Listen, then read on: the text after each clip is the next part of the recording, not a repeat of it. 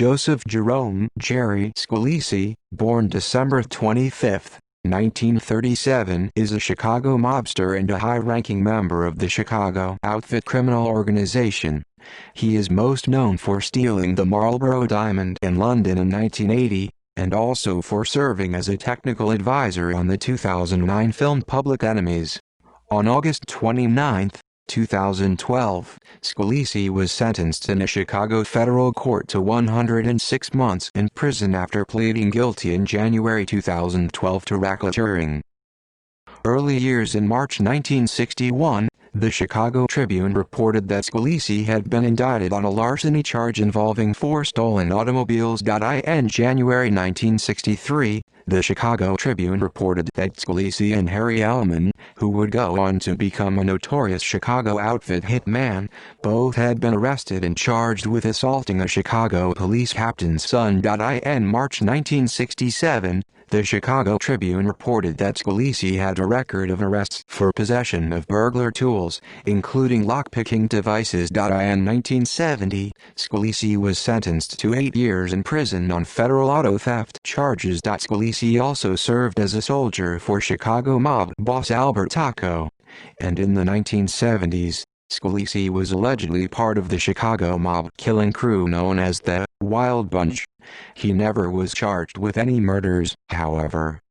Marlboro Diamond robbery. On September 11, 1980, Scalise and a colleague, Arthur Rachel, undertook a $3.6 million jewel robbery in broad daylight at Graff's jewelry store in London's busy Knightsbridge area, stealing the 45-carat Marlboro Diamond, along with many other jewels. Authorities quickly identified the perpetrators, noting that one of the robbers, who turned out to be Scalise, had a badly deformed left hand. The heist lasted about 1 minute. The duo was arrested as they exited their flight home at Chicago's O'Hare International Airport. Before and during the robbery, Scalise and Rachel made little effort to hide their identities, with Rachel renting the getaway car in his own name. While in London, the men stayed at the Royal Mount Hotel. Scalise spent almost 3 years after that in federal custody in the U.S., fighting extradition. In July 1983, Scalise and Rachel were turned over to British authorities. In August 1984, Scalise was sentenced to 16 years in an English prison on the Isle of Wight for the crime. In September 1987, Scalise and Rachel sued U.S. Attorney General Edwin Meese, alleging that Meese was capricious and arbitrary in refusing to permit them to serve the rest of their sentences in the United States. In 1988, while still incarcerated in England, Scalise was interviewed by FBI agents, seeking information about possible bodies buried in a deserted field just east of Argonne National Laboratory and just 50 yards from a home where Scalise had lived with a girlfriend from 1974 until 1980.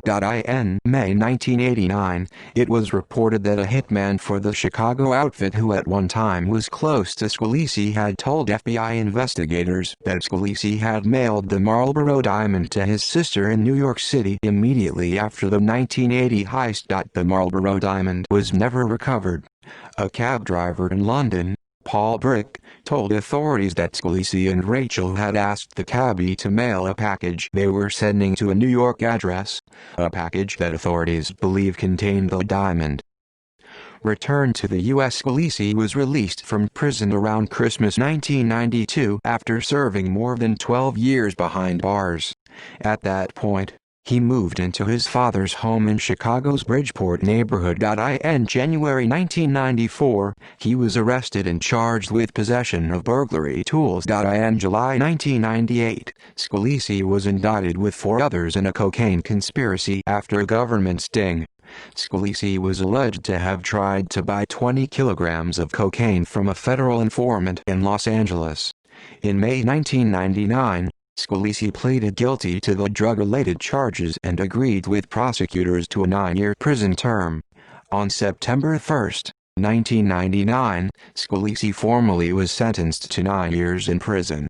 Authorities had said that Scalise cooperated with them into other drug investigations, and that Scalise had been primarily responsible for delivering money to buy cocaine for further distribution in the Chicago area.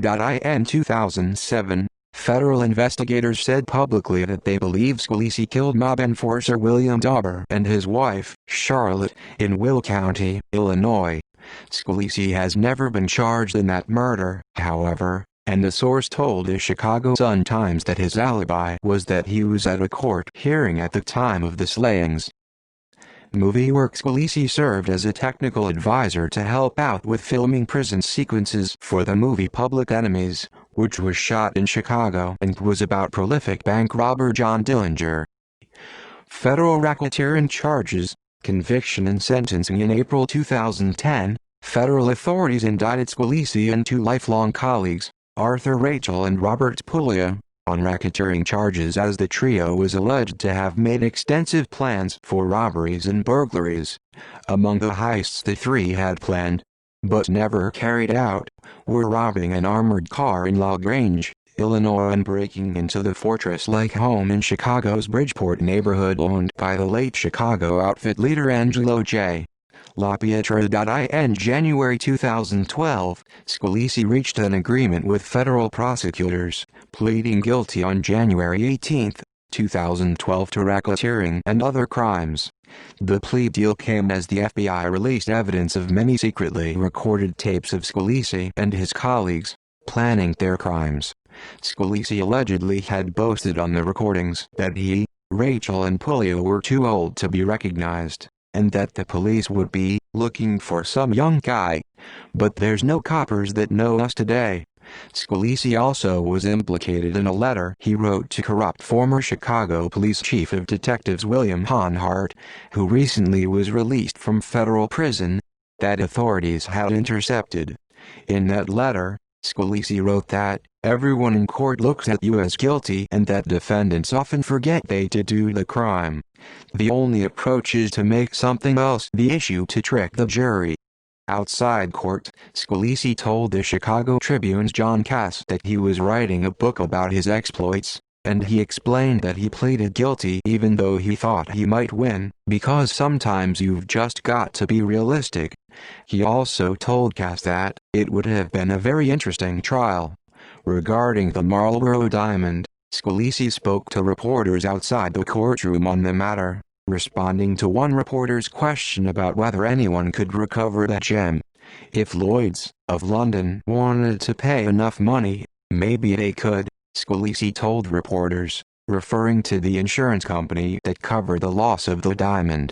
"You guys will have to wait until the book comes out." On August 29, 2012, U.S. District Judge Harry Daniel Leinenweber sentenced Scalise to 106 months in federal prison. "This was certainly a waste of a life," Leinenweber told Scalise, who declined to speak in court. "This is a guy who was given a lot and certainly squandered it."